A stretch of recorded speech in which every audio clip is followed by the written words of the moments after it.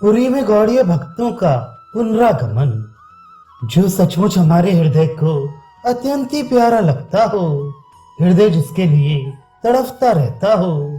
यदि ऐसे प्यारे के कहीं दर्शन मिल जाए तो हृदय में कितनी अधिक प्रसन्नता होती होगी।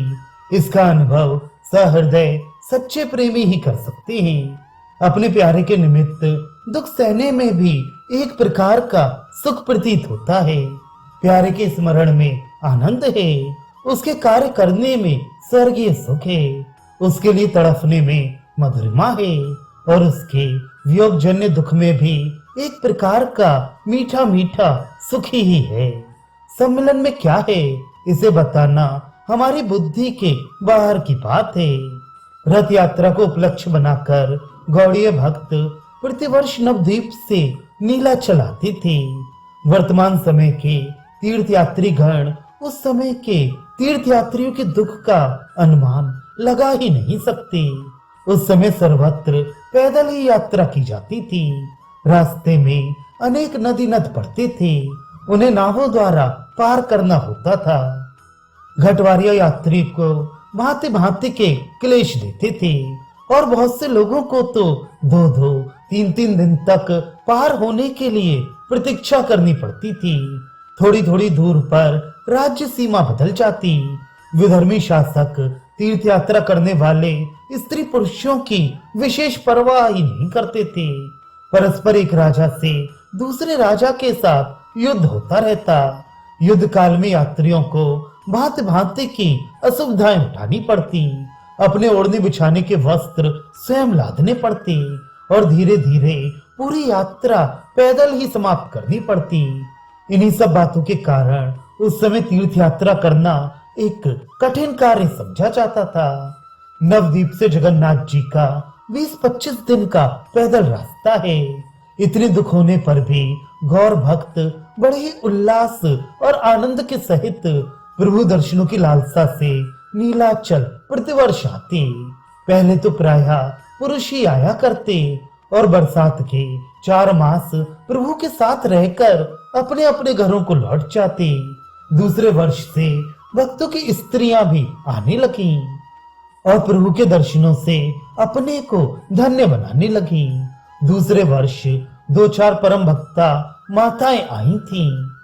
तीसरे वर्ष प्राय सभी भक्तों की स्त्रियां अपने छोटे छोटे बच्चों को साथ लेकर प्रभु दर्शनों की इच्छा से नीलाचल चलने के लिए प्रस्तुत हो गईं। उन्हें घर का, कुटुंब परिवार का तथा रुपए पैसे का कुछ भी ध्यान नहीं था। उनके लिए तो अवध तहाँ जय राम निवासु वाली कहावत थी। उनका सच्चा घर तो वही था जहां उनके प्रभु निवास करते हैं। इसलिए पतियों के मार के भय दिखाने पर भी वे भयभीत नहीं हुई और विष्णु प्रिया जी से पूछ पूछ कर प्रभु को जो पदार्थ अत्यंत प्रिय थे उन्हें ही बना बनाकर प्रभु के लिए साथ ले चलने लगी। किसी ने प्रभु के लिए लड्डू ही बांधे हैं तो कोई भांति भांति के मुरब्बे तथा अचारों को ही साथ ले चली है। किसी ने संदेश बनाए हैं तो किसी ने वर्षों तक ना बिगड़ने वाली विविध प्रकार की खोए की मिठाइयां ही बनाई हैं। इस प्रकार सभी भक्त और उनकी स्त्रियां प्रभु के निमित्त विविध प्रकार के उपहार और खाद्य पदार्थ लेकर नीलाचल के लिए तैयार हुए। पानीहाटी निवासी राघव पंडित की भगिनी महाप्रभु के चरणों में बड़ी श्रद्धा रखती थी। वह प्रतिवर्ष सुंदर सुंदर सैकड़ों वस्तुएं बनाकर एक बड़ी सी झाली में रखकर राघव पंडित के हाथों प्रभु के पास भेजती। उसकी चीजें कितने भी दिन क्यों ना रखी रहें, ना तो सड़ती थी और ना खराब होती थी।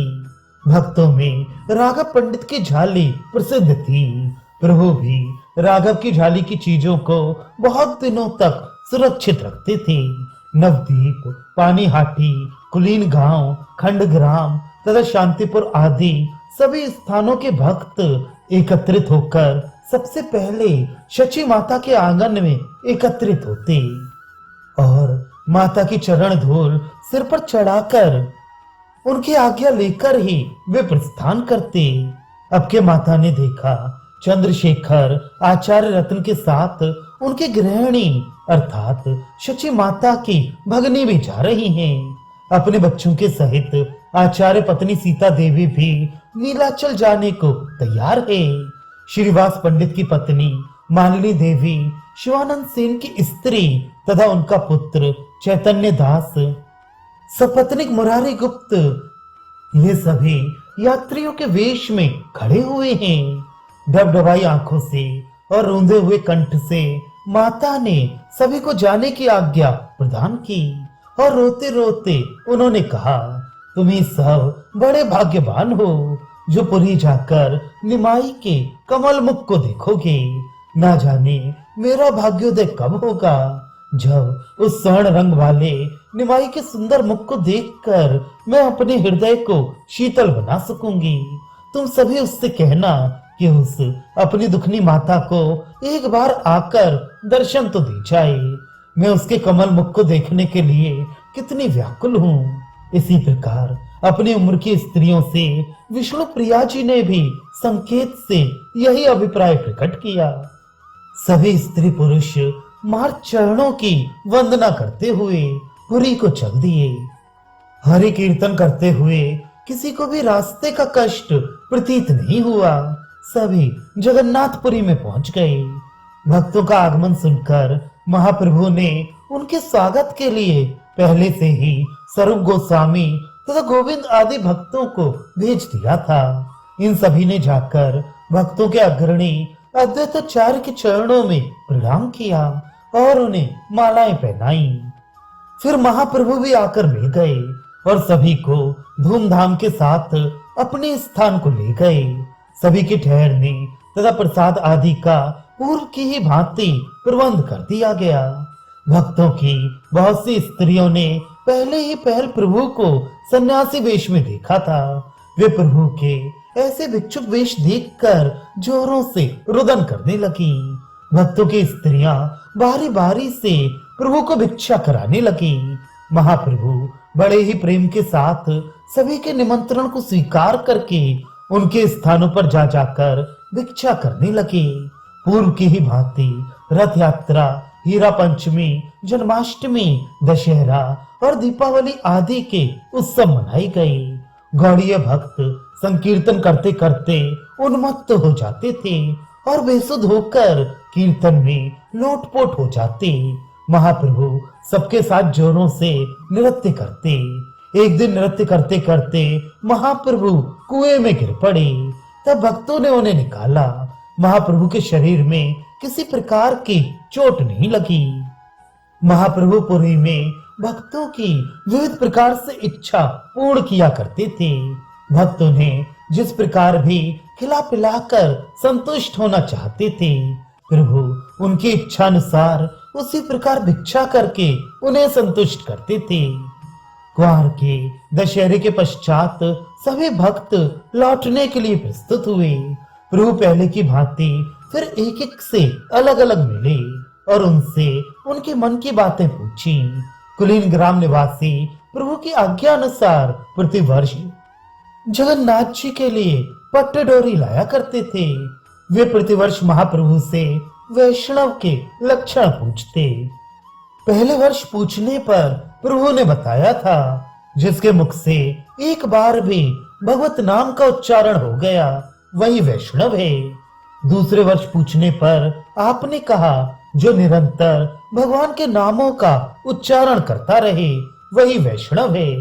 तीसरे बार फिर वैष्णव की परिभाषा पूछने पर प्रभु ने कहा, जिसे देखते ही लोगों के मुखों में से स्वतः ही श्री हरि के नामों का उच्चारण होने लगे वही वैष्णव है। इस प्रकार 3 वर्षों में प्रभु ने वैष्णव, वैष्णवतर और वैष्णवतम 3 प्रकार के भक्तों का तत्व बताया। महाप्रभु ने सभी को उपदेश किया कि वे वैष्णव मात्र के प्रति श्रद्धा के भाव रखें। वैष्णव चाहे कैसा भी क्यों ना हो, वह पूजनीय ही है। इस प्रकार जिसने भी जो प्रश्न पूछा उसी का प्रभु ने उत्तर दिया। अद्वैताचार्य को भक्तों के देख रेख करते रहने के लिए प्रभु ने फिर से उन्हें सचेष्ट किया। भक्तों को नवद्वीप से नीलाचल लाने और रास्ते में उनके सभी प्रकार के प्रबंध करने का भार प्रभु ने शिवानंद सेन के ऊपर दिया था। उन्हें फिर से प्रभु ने समझाया कि सभी को खूब सावधानी पूर्वक लाया करें। नित्यानंद जी से प्रभु ने निवेदन किया, श्रीपाद आप प्रतिवर्ष नीलाचल नहाया करें, वहीं रहकर संकीर्तन का प्रचार किया करें। इस प्रकार सभी को समझा बुझाकर प्रभु ने विदा किया। सभी रोते रोते प्रभु को प्रणाम करके गौड़ देश की ओर चले गए। केवल पुंडरीक विद्यानिधि कुछ काल तक महाप्रभु के साथ पुरी में ही और रहना चाहते थे, इसलिए प्रभु उनके साथ अपने स्थान पर लौट आए। विद्यानिधि को प्रभु प्रेम के कारण प्रेम निधि के नाम से संबोधन किया करती थी। उनकी स्वरूप दामोदर के साथ बहुत अधिक प्रगाढ़ता हो गई थी। गदाधर इनके मंत्र शिष्य थे ही, इसलिए वे इनकी सेवा शुश्रूषा करने लगे। कुंवर के बाद शीत की जो पहली षष्ठी होती है उसे ओढ़न षष्ठी कहते हैं। उस दिन जगन्नाथ जी को सर्दी के वस्त्र उड़ाए जाते हैं। उस दिन भगवान के शरीर पर बिना धुले माड़ी लगे हुए वस्त्रों को देखकर विद्यानिधि को बड़ी घृणा हुई। उस दिन रात्रि में भगवान ने बलराम जी के सहित हंसते हंसते इनके कोमल गालों पर खूब चपटे जमाई।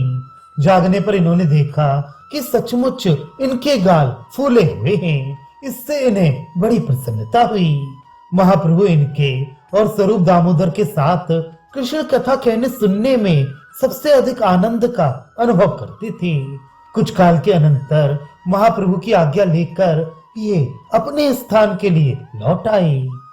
इसी प्रकार 4 वर्षों तक भक्त महाप्रभु के पास प्रतिवर्ष रथ यात्रा के समय बराबर आते रहे। 5वें वर्ष प्रभु ने भक्तों से कह दिया कि अब के हम स्वयं ही वृंदावन जाने की इच्छा से गौड़ देश में आकर जननी और जन्मभूमि के दर्शन करेंगे।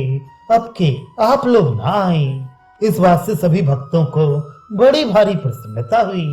महाप्रभु जब से दक्षिण की यात्रा समाप्त करके आए थे तभी से वृंदावन जाने के लिए सोच रहे थे, किंतु रामानंद जी सार्वभौम तथा महाराज प्रताप रुद्र जी के अत्यधिक आग्रह के कारण अभी तक जा न सके थे। अब उनकी वृंदावन जाने की इच्छा प्रबल हो उठी। इससे पुरी निवासी भक्तों ने भी उन्हें अधिक विवश करना नहीं चाहा। दुखित मन से उन्होंने प्रभु को वृंदावन जाने की सम्मति दे दी। अब महाप्रभु वृंदावन जाकर अपने प्यारे श्री कृष्ण की लीला स्थली के दर्शनों के लिए बहुत अधिक उत्सुकता प्रकट करने लगे। वे वृंदावन जाने की तैयारियां करने लगे।